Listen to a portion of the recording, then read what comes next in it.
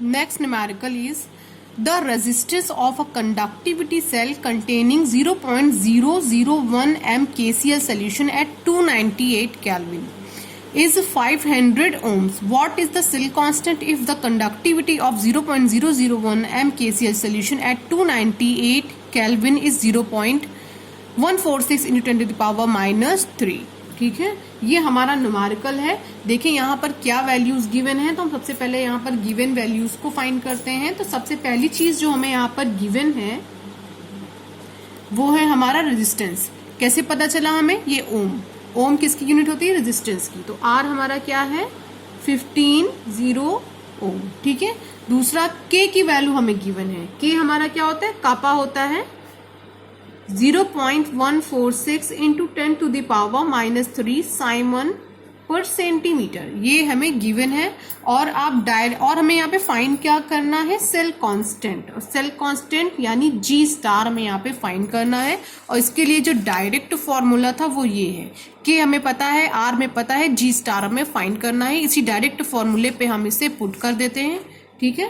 तो जी star is equal to question mark, formula is k is equal to 1 upon r dot g star. g star को हम side में रखेंगे, ये दोनों क्या हो जाएंगे? मल्टीप्लाई हो जाएंगे. तो हमें यही करना है. g star ही हमारा सेल कांस्टेंट है, is equal to k dot r. ठीक है. चलिए हम सिर्फ इसे मल्टीप्लाई करते हैं और हमारा आंसर हमें मिल जाएगा. के हमारी कंडक्टिविटी गिवन है 0.146 into 10 to the power minus 3. वापस मल्टीप्लाई का साइन लगाते हैं 1500 ओम. ओके. चलिए जब हम इन दोनों को सॉल्व करेंगे तो हमें आंसर मिलेगा 219 मल्टीप्लाई करेंगे into 10 to the power minus 3 centimetre inverse. Okay. या फिर हम इसको ये भी लिख सकते हैं 0.219 सेंटीमीटर इनवर्स. ओके. ये हमारा आंसर हो गया. जी स्टार मिल गया. ठीक है बच्चों. Next numerical is how much electricity in term of Faraday is required to produce 40 gram of aluminium from molten Al2O3. ठीक है. ये हमारा क्वेश्चन है. तो सबसे पहले हम देखते हैं एल्यूमिनियम की वैलेंसी कितनी है और हमें यहाँ पे कौन सा फॉर्मूला लगा के इसे सॉल्व करना है. ठीक है. वैसे इस न्यूमेरिकल को सॉल्व करने की बहुत सारी शॉर्ट ट्रिक होती हैं, लेकिन फिर भी एक सिस्टमैटिक वे में आप इसको करिए. ठीक है. तो यहाँ पे क्या होगा? Al ट्राई पॉजिटिव होता है, ये 3 इलेक्ट्रॉन्स को गेन करता है और किसमें कन्वर्ट हो जाता है? Al में. ये हमें पता है. तो हमें एल्यूमिनियम का सबसे पहले इक्विवेलेंट वेट चाहिए. ठीक है. इक्विवेलेंट वेट निकालने के लिए मैंने आपको फॉर्मूला देखिए बताया था. Equivalent weight is equal to atomic weight divided by valency. ठीक है. चलिए सेम फॉर्मूला हम यहाँ पे लगाते हैं. Equivalent weight is equal to atomic weight is divided by valency. Okay. और हमें पता है वैलेंसी इसकी कितनी है? 3 और एटॉमिक वेट कितना होता है? 27. डिवाइड करेंगे कितना आंसर आ जाएगा? हमें 9 मिल जाएगा. ठीक है.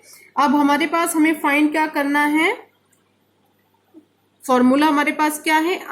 m is equal to z into Q. ठीक है. ये हमारे पास फॉर्मूला है जिसमें m हमें पता है. m हमारा क्या है? 40 है. ठीक है. z भी हमें नहीं पता, हमें q भी नहीं पता. तो z फाइंड करने के लिए हमारे पास क्या फॉर्मूला था? z इज इक्वल टू वही पुराना फॉर्मूला. देखिए equivalent weight divided by 96500. Same formula हम यहाँ पे यूज करते हैं. तो यहाँ पे क्या करना है? हमारा इक्विवेलेंट वेट है और हमारा क्या है? फैराडे से में डिवाइड करना है 00.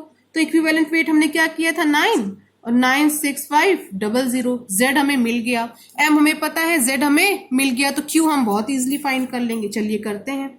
40 पुट करते हैं इस फॉर्मूले पे. 40 is equal to 96500 into q हमारा कूलॉम है. ठीक है. चलिए तो हमारा अब क्या होने वाला है? हमें q एक साइड में कर लेना है. तो q इज इक्वल टू इन दोनों को मल्टीप्लाई करें 40 इंटू 96500 डिवाइडेड बाय n. ठीक है. जब हम ये सॉल्व करेंगे तो हमें मिलेगा क्या? ये 4.28 into 10 to the power 5 something answer हमें मिलेगा. ये हमें कूलॉम में मिलेगा आंसर. अभी हमें फेराडे में या फैरेड में आंसर नहीं मिला है. हमें फेराड में कन्वर्ट करना होगा तो हमें कुछ नहीं करना होगा. इसको हम 96500 से डिवाइड कर दे. चलो कर देते हैं. क्या होगा 4.28 और 10 to the power 5 divided by 96500, तो आंसर होगा 4.44 फैरेड ओवर, यही हमारा आंसर होगा। Next numerical is a solution of NiNO3 का whole twice is electrolyzed between platinum electrode using a current of 5 ampere for 20 minutes. What mass of Ni is deposit at the cathode? तो mass of Ni is deposit, सबसे पहले हमें find क्या करना है, m is equal to question mark. Okay, ये हमें क्या करना है, फाइंड करना है। यहां पर हम देते हैं गिवन वैल्यूज क्या है हमारी, तो सबसे फर्स्ट गिवन वैल्यूज हमें क्या दे रखा है, टाइम दे रखा है, टाइम 20 मिनट में दे रखा है। ठीक है, हम इसे कन्वर्ट कर लेते हैं 20 इंटू 60, किसमें, सेकेंड में। ओके, इसके बाद नेक्स्ट हमें आई दे रखा है, करंट यानी 5 एम्पियर। ठीक है, ये हमें करंट दे रखा है। ठीक, तो फॉर्मूला इसको देखकर क्या समझ में आ रहा है, वैसे भी ये जो न्यूमेरिकल है ये न्यूमेरिकल फॉलो कर रहा है फैराडे के फर्स्ट लॉ को। फैराडे फर्स्ट लॉ के अकॉर्डिंग क्या था, m is equal to Z I T, ये हमने स्टडी किया था। ठीक है, तो आई टी हमें पता है, z हमें पता नहीं है, और z इससे पहले वाले न्यूमेरिकल में हमने सॉल्व किया था, कैसे निकालना है तो मैं भी आपको बता देती हूँ z निकालने का तरीका। तो सबसे पहले हमें चाहिए होगा इक्विवेलेंट वेट, किसका, ni का। चलिए करते हैं, इक्विवेलेंट वेट Ni का, atomic weight divided by valency.